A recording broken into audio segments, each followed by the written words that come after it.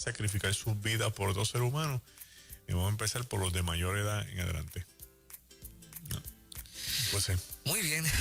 Pregúntale a Magdiel. Está abierta la línea telefónica para que aproveche. Me temo que las preguntas esta mañana va a ser todavía más interesantes. Así es que 787-993-9700. En ruta, buen día. Sí, buenos días, chicos, los felicito. Excelente tema, muy actualizado. Gracias. Y muy edificante, como siempre los temas que ustedes traen. Gracias. En cuanto a la pregunta para Magdiel, le tengo dos, ¿verdad? No quiero ser abusiva, pero en el momento en que él pueda, pues me lo dice. Tengo dos. Número uno, cuando la Biblia establece que el león y el áspid, o sea, y tú pisarás todo y no te hará daño.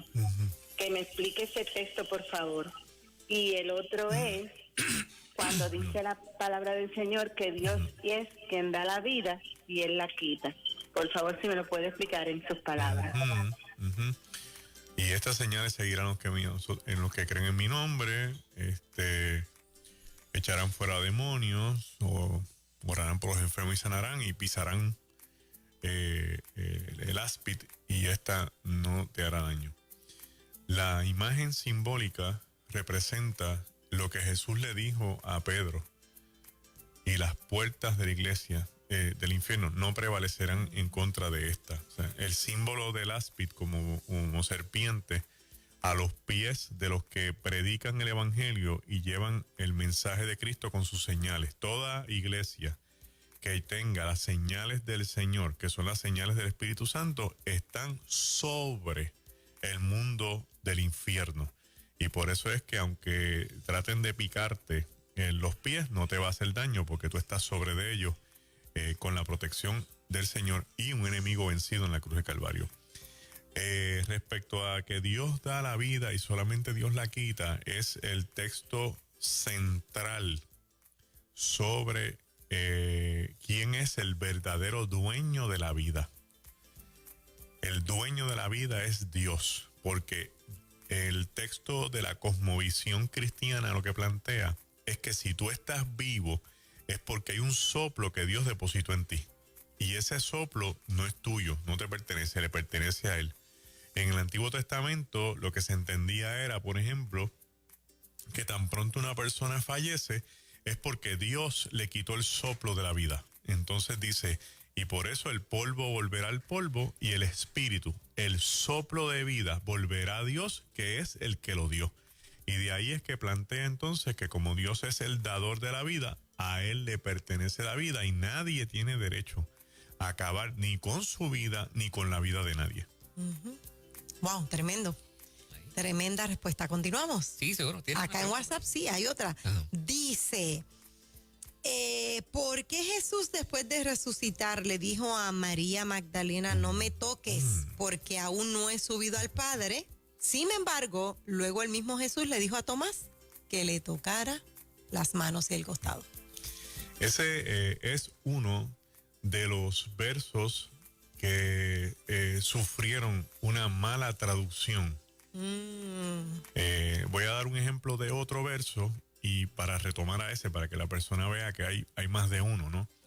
Por ejemplo, el otro verso de mala traducción, de los cuales Constantino en el siglo IV se agarró para fortalecer la iglesia católica en aquel entonces, era cuando Jesús le dijo a Pedro: tú eres el Cristo, el Hijo de Dios. Entonces Jesús le dijo: bienaventurado eres, Simón, porque no te lo confesó ni sangre ni carne, sino mi Padre que está en los cielos. Sobre ti, y ahí el texto original lo que dice es: sobre tu confesión edificaré mi iglesia. Entonces dice sobre ti. En este caso, el texto más antiguo, el fragmento más antiguo que existe, lo que plantea es que Jesús le dice a María Magdalena le dice a Jesús: no te vayas. Y Jesús le contesta: yo tengo que volver al Padre. No es que no me toque, es que no me retengas. Yo tengo que regresar al Padre. Entonces, si escribimos no me retengas, la iglesia tenía la mentalidad de que se podía interpretar como que entre María Magdalena y Jesús había una relación. Bien, entonces vamos a escribir no me toque. Entonces Jesús lo que está diciendo, María le dice: Señor, estás vivo. no te vayas todavía. Entonces le dice, no, yo tengo que volver al Padre, por favor, no me retengas. Bien. Ok.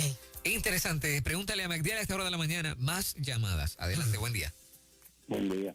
Sí, adelante. Buen día. Mi preguntita es la siguiente. Tengo entendido que cuando se funda un concilio, quien lo funda se pone un nombre de apóstol y esto. Yo quiero preguntar eso. ¿Se puede una persona autodenominar apóstol? Y también cuando Jesús escogió los apóstoles, nunca escogió una mujer. Porque ahora hay tanta mujer que se autodenomina apóstol. Ok. Pregunta dura. Ay, vamos a ver. La base llena, la buena La de las entrada. 64,000 chavitos. 2 outs, 95 millas por hora. Bien. Vamos por parte. El concepto apóstol, lo que significa, traído del griego al español, es enviados. También se le da el significado de comisionados. Y comisionados lo que plantea es los que comparten una misión. Cuando la gente veía a los discípulos de Jesús después del aposento alto, a los originales, entiéndase, a los 12, incluyendo a Matías, y yo quiero que, este es bueno, porque este me permite explicar algunas cosas, que a veces pensamos que los únicos apóstoles eran los 12 que vieron a Jesús, pero si usted mira bien el texto en Hechos, Pedro le dice a los discípulos, para sustituir a Judas, busquemos a uno de los que estuvo con nosotros y caminó con nosotros. O sea, es uno de los que está con ellos que también tuvo la oportunidad de interactuar con Jesús. Cuando escogen a Matías, aunque no sepamos de Matías en los evangelios, da la impresión de que Matías es alguien que caminaba ya con ellos, porque los discípulos tenían discípulos. ¿Bien? Entonces cogen a Matías, que llamaban que compitiendo contra otro, y lo ponen en el lugar de Judas. Entonces, a todos estos originales, la gente los veía venir y decían, mira, ahí vienen los apóstoles, ahí vienen los enviados. ¿Bien? Entonces, la misión de estos individuos originales era proclamar la palabra y expandir el reino. Por eso después, en el capítulo 5, 6 de los Hechos, por ahí, hay una reunión donde ellos dicen, vamos a nombrar diáconos para no dejar de predicar el evangelio y expandir el reino. Entonces, que la misión del apóstol en ese entonces era predicar el evangelio, expandir el reino, y entonces nombrar diáconos para que les sirvan a la iglesia. Bien, vamos mirando la cosa como va en la raíz. ¿Ok? Eventualmente la iglesia sufre un cambio drástico, siglo II, siglo III, que lo hablamos el martes, donde empieza a meterse este tipo de mentalidad de formar una estructura totalmente vertical para tener poderío y jerarquía sobre el mundo de servicio. Entonces empezamos a luchar entre puestos de mando y de jerarquía versus ministerios de servicio. Y aquí viene el problema. Con el tiempo, mucha gente empezó a darle más valor a los puestos de jerarquía, a los nombres académicos, a los títulos teológicos, que a los ministerios. Y entonces era el reverendo doctor fulano de tal, pastor. El doctor mengano sutano, evangelista. Y eso no está mal. Lo que está mal era que entonces pusiéramos lo que es un ministerio a nivel de un título jerárquico o académico, donde la gente dijera, pues aquí está ahora el profeta fulano de tal, aquí está ahora el apóstol mengano de tal. Si es un título de jerarquía o es un título para darle un standing a una persona, realmente no está en la configuración bíblica, porque usted no necesita anunciar con un título el ministerio que Dios le ha puesto en las manos para usted trabajarlo. Que se lo diga a otro. Que no se lo diga a usted. A mí me gusta decir, yo soy siervo de Jesucristo. Se acabó el evento. Yo soy... Y alguien los otros días me dijo, oye, qué curioso que el título que Jesucristo se da a sí mismo de todos los ministerios que hay es pastor. Yo soy el buen pastor. Me parece, ¿verdad?, algo interesante. Ahora bien, también tenemos que ver que eso no quiere decir que hoy día no haya personas que sean apóstoles, porque el texto bíblico dice que Pablo dijo bien claro, a unos comisionó en apóstoles, a otros en profetas, a otros en maestros. Así que ojo y cuidado, porque yo no tampoco sería quien para decir, no, la gente se está autoproclamando y diciendo, porque yo no soy el Espíritu Santo, porque según habría gente que se estuviera proclamando apóstoles sin serlo, también tendría que decir que hay gente que son profetas sin serlo, y maestros sin serlo, y pastores sin serlo, y yo no voy a entrar en ese debate. Sobre el elemento que tiene que ver con el asunto de las mujeres, el mundo cristiano actual tiene que entender de una vez y por siempre y por los siglos de los siglos, amén, que la cultura tiene mucho que ver en los procesos religiosos. Es bien difícil separar la cultura antropológica y la mentalidad sociológica de la veracidad religiosa. Si estamos en una cultura antropológica machista patriarcal, no hay manera alguna que una mujer se cuele en una posición de liderato, porque sería poner la mujer a nivel del hombre, lo que implicaría para muchas personas un desastre. La pregunta que uno tiene que hacerse aquí es, ¿realmente Dios haría esa distinción? ¿Realmente Dios diría, no, el hombre es superior a la mujer, por lo tanto la mujer no puede ostentar ningún lugar en la iglesia porque lo que hay para mujer ya está definido? ¿Lo definió el Espíritu Santo o lo definió la cultura antropológica donde se dio el evangelio? Esas son las preguntas que tenemos que hacernos. Piense, por ejemplo, en un mundo donde no hayan hombres disponibles para asumir ministerios. Entonces en ese mundo no va a haber ministerios, porque los ministerios no lo pueden ocupar las mujeres. Ay. Sí. Bueno, hay más preguntas en ruta. Buen día. Adelante. Hola, sí. buenos días conmigo. Sí, adelante. contigo. Sí. Sí, mira, saludos desde acá, desde Filadelfia. Mi pregunta es que yo escuché un pastor, un prominente pastor, hace mucho tiempo decir lo que significaba un texto bíblico, y con todo esto de los ancianos, y de hecho hasta gobernadores exhortando a la población mayor a sacrificarse, que hubo una controversia recientemente con un gobernador, creo que fue el de Texas. Este pastor decía que el Señor viene a buscar una iglesia sin mancha y sin arruga. Y él claramente especificó que lo era más que de jóvenes, ¿verdad? Y es una persona, ¿verdad?, que uno lo escucha y qué sé yo qué. Y cuando yo escuché eso, yo me chocó. Wow. Y ahora yo veo toda esta ataque contra las personas mayores. Eso me gustaría que me explicara un poquito más ese texto. Manchas y arrugas. Wow. ¡Qué fuerte! Wow. Yo nunca había escuchado eso. No, Me he quedado aquí. eso es lo último de lo Dios último. Estupefacto. Bueno, vamos a recuperarnos momentáneamente de ese golpe. Sí. Gracias por Ay, tu pregunta, señor. hermana. El concepto sin manchas y sin arrugas es un concepto que viene del Pentateuco. ¿Y por qué del Pentateuco? Porque en el Pentateuco, tanto en el libro de los Levíticos como en el libro de Deuteronomio, se establecen cuáles son las normas para los sacrificios de expiación. Es en los sacrificios de expiación donde aparecen qué tipo de cordero es el que se va a sacrificar para el perdón de los pecados. Bien. Entonces, cuando dice que todo aquel que pueda va a perdonar, va a hacer un sacrificio de expiación para perdonar el pecado, tiene que traer una oveja de 2 años o menos, que es un cordero, y lo tiene que traer sin manchas, sin arrugas y que no esté enfermo. Bien. O sea, es un cordero que esté totalmente saludable, que esté en buenas condiciones para que se pueda sacrificar en el lugar santísimo y perdonar los pecados. Eventualmente ese contexto literal lo asume Cristo, que se convierte en el Cordero de Dios que quita el pecado del mundo, porque Cristo es sin mancha y sin arruga.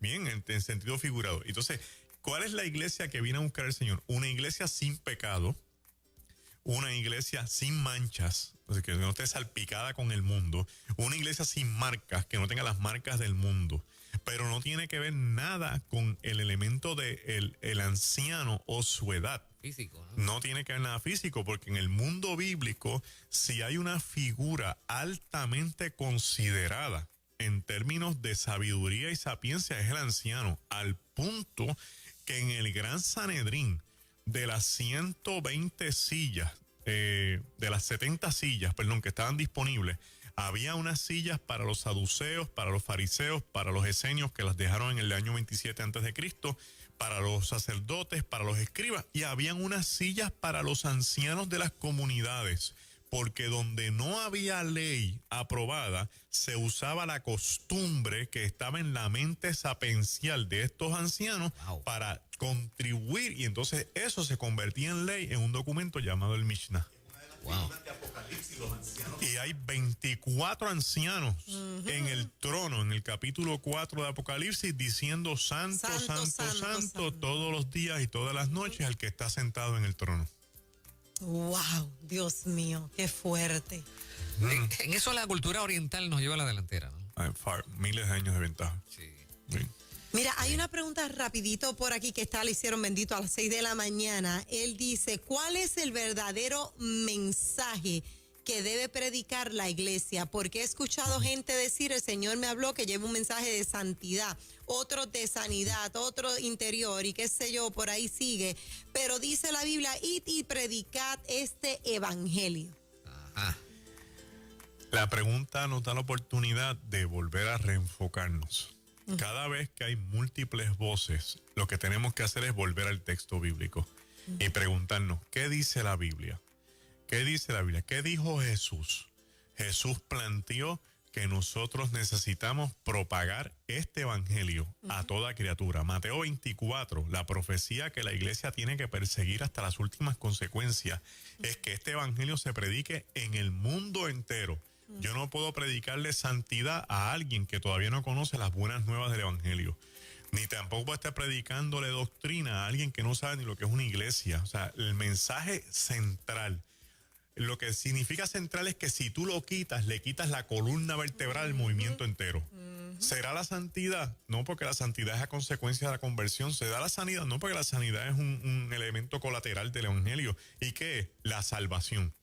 Que no es otra cosa que poner a la persona de cara a Dios para que restablezca la relación que se rompió desde Adán y que ahora se puede recuperar con el postrer Adán, que es Jesucristo. Excelente, poderoso, wow. La última pregunta, Lea Magdiel, adelante. Buenos días. Hello, buen día, ¿conmigo? Sí. Sí, Dios bendiga. Es que tengo una preguntita, quien me la hizo fue mi nene de 8 años, que en qué momento de la creación, por decirlo así, fue que Dios, valga la redundancia, creó los ángeles. Y la mía sería en el capítulo 7 de Hebreos, que realmente no entendí esta parte de Melquisedec, es superior a Abraham. Esas serían las dos preguntitas. Ah, ok, perfecto. Bueno, la teología que tiene que ver con el mundo de los ángeles, la angelología, plantea, sí, hay muchas teologías, plantea que los ángeles fueron creados antes de la creación del mundo. O sea que ya cuando Dios vino a crear el mundo, ya existían los ángeles. Razón por la cual el enemigo de las almas empieza a desatar una contienda por querer adueñarse de la tierra. Y ahí es que descubre que Dios tiene un plan de que va a ser un ser humano que es menos que los ángeles, pero lo va a colmar de gloria, porque los ángeles no gozan de la salvación y los seres humanos sí van a gozar de la salvación. Y ahí es que se desata la lucha. Entonces, entre el capítulo 1, verso 1 y verso 2, algunos teólogos ubican la caída de Satanás. Está en el principio creó Dios los cielos y la tierra, y cae Satanás y la tierra estaba desordenada y vacía. Porque si no había nada, ¿a dónde Dios iba a tirar a Satanás? Si lo que hay es un universo lleno de espacio. Entonces Dios tiene que sacar a Satanás del cielo o de la eternidad, porque ya no puede estar viviendo con él, así que cae restrayado contra la tierra, la desordena, la vacía, y Dios empieza un proyecto de reconstrucción en el próximo texto cuando dice, y el Espíritu de Dios se movía sobre la faz de las aguas, ¿verdad? Para volver a inspeccionar todo y a ponerlo en el orden en que Él lo quiere. Respecto a Melquisedec, es porque Melquisedec se le da la categoría o la clasificación sacerdotal que todavía Abraham no la tiene. Cuando ellos se encuentran, Melquisedec es una figura superior a Abraham, por lo cual Abraham le rinde adoración, le entrega diezmos y le rinde pleitesía. Si no es de autoridad la figura, no hay por qué hacer todo lo que Abraham hizo. Y entonces Melquisedec bendice a Abraham, lo que implica que tiene la capacidad de bendecir. Entonces tenemos una figura que rinde pleitesía, otro que la recibe. Una figura que rinde adoración, otro que la recibe. Una figura que recibe bendición y otro que la emite. Entonces tienes que poner uno en cada lado. Abraham es el que recibe, Abraham es el que rinde pleitesía, Abraham entrega sus diezmos, Melquisedec es el que se beneficia, y por lo tanto lo ubicas en una situación divina donde solo lo que es divino recibe adoración, recibe pleitesía y recibe el 10% de lo que hemos gestado con nuestras manos en beneficio de una ofrenda. Para esta parte final me gustaría, muchachos, y la reacción rápida de ustedes, porque acabo de encontrar la nota en el Nuevo Día, esto va a escandalizar a mucha gente. Solo para confirmar lo que habíamos hablado hace un rato en la pasada sección, el secretario de Salud, Lorenzo González, reconoció que si los casos críticos de coronavirus superan la limitada capacidad de ventiladores disponibles en la isla, los médicos tendrán que, como en otros países cuyos sistemas sanitarios no dieron abasto, entrar en el innombrable dilema ético de decidir a quién se le va a dar servicios y a quién no, basados en las probabilidades de supervivencia de cada cual. Decisiones así de graves han estado alarmando a comunidades médicas, dice Lorenzo, el nuevo secretario de Salud, y cito, los hospitales van a tener que tomar determinaciones basadas en la probabilidad de vida. Tengamos claridad con esto. Por eso es que se le dice a la gente que coja esto en serio. Cita de González. Speechless. También nos quedamos mudos como la señora. Es el statement del Estado en este momento. Yo le voy a recomendar a la ciudadanía puertorriqueña que vele por sus viejitos, hijos, hijas. No permitan que sus padres y madres entrados en años vayan al supermercado. Vaya usted. Haga la compra por ellos. Que papi le gusta dar la vueltita. No estamos en tiempo para dar vueltitas. Escóndalos, protéjalos, porque ya usted sabe a lo que se exponen. Si el secretario de Salud acaba de hacer un anuncio como eso, es porque la posibilidad de que esto es a lo que nos vamos a enfrentar es alta. Puerto Rico tiene una población de más de 800,000 personas mayores, de las cuales, aplicándole los elementos de porcientos del mundo, los más bajitos, de 4% de gente infectada, afectada o lo que sea, estamos hablando de 200,000 personas que pudieran estar contaminándose en ese tipo de edad si no nos cuidamos. Así que el problema aquí mayor es que nos cuidemos y lo evitemos, porque es mejor prevenir, porque si vamos a tener que ponernos, ya tenemos ahí más o menos a lo que va a suceder en Puerto Rico. Se nos acabó el tiempo, pero Juan, ¿tú quieres decir algo? Quiero escuchar tu reacción. No quiero que me dé nada. Ok, Juan está afectado. Yo creo que esto es una cosa terrible. Precisamente de eso estábamos hablando antes. Magdiel, Galileo.org. El Galileo.org, los hermanos nos pueden llamar o escribir a nuestro teléfono. Yo prefiero que me escriban textos al 787-384-7300. Nos puede escribir por WhatsApp, nos puede encontrar por Instagram también, Ministerio El Galileo, en Facebook y en nuestra página virtual. Este silencio no significa que estamos aceptando y que tenemos miedo y que estamos asustados. Es indignación. Indignación. Yo creo que sí. Bueno, estaremos pendientes a esto. 8:57, buenos días, Puerto Rico. Ahora, Nueva Vida Noticias. Nueva Vida.